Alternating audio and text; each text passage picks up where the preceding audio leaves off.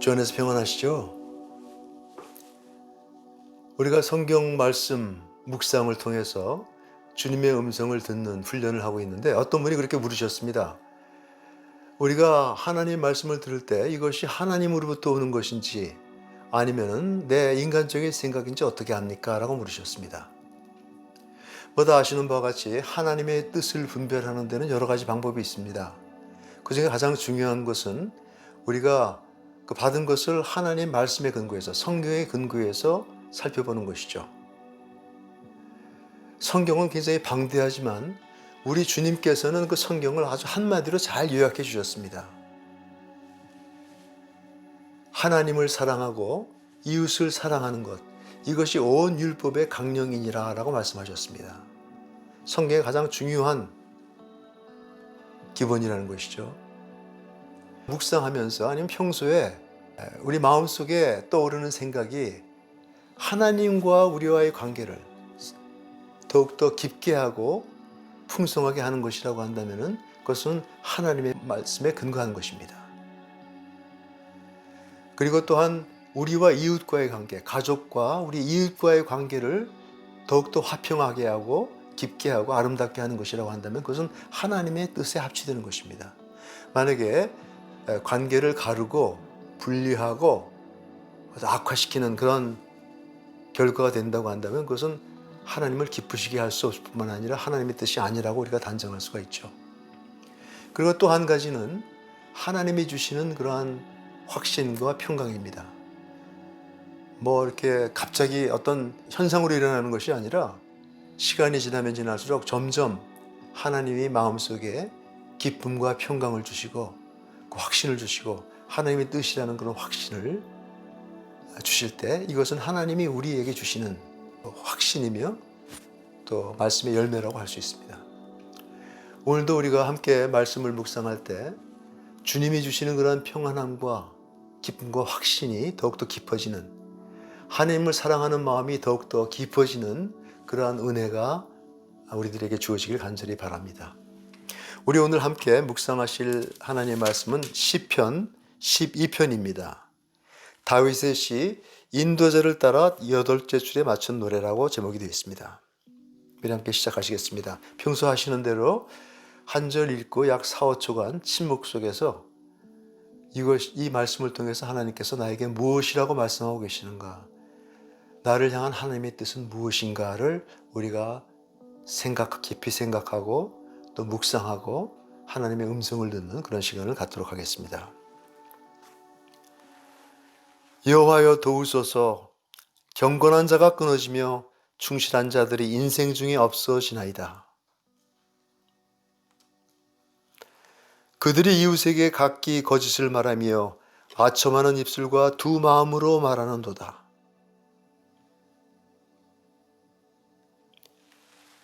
여호와께서 모든 아첨하는 입술과 자랑하는 혀를 끊으시리니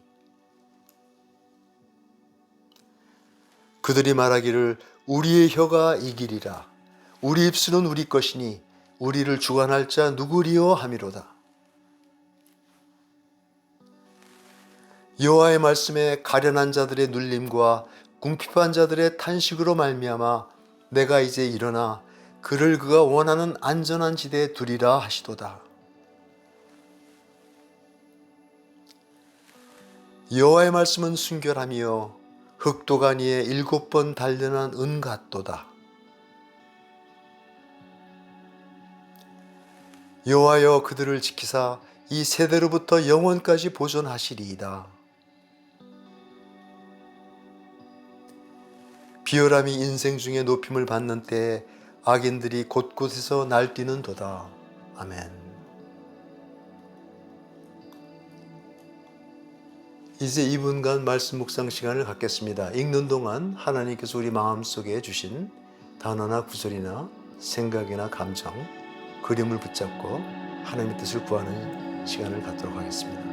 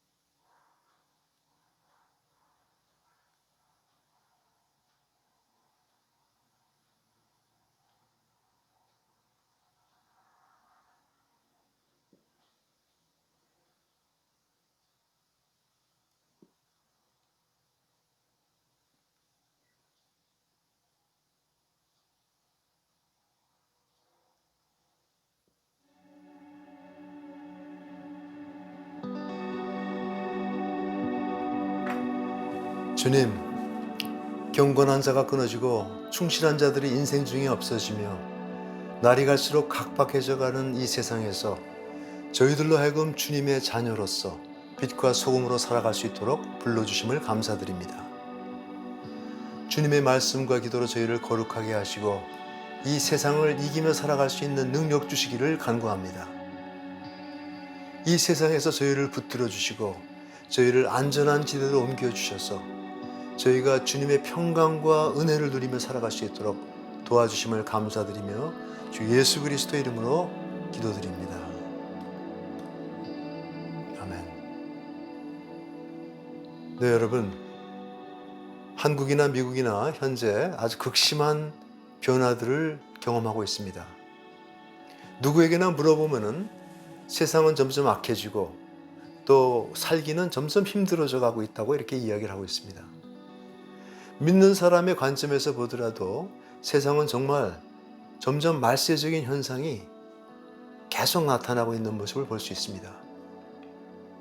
1절에 경건한 자가 끊어지며 충실한 자들이 인생 중에 없어지나이다 라는 현상은 우리가 도처에서 만나볼 수가 있습니다. 때로는 거짓과 아첨이 없이는 이 세상에서 살아갈 수 없는 것 같이 느껴질 때가 있습니다.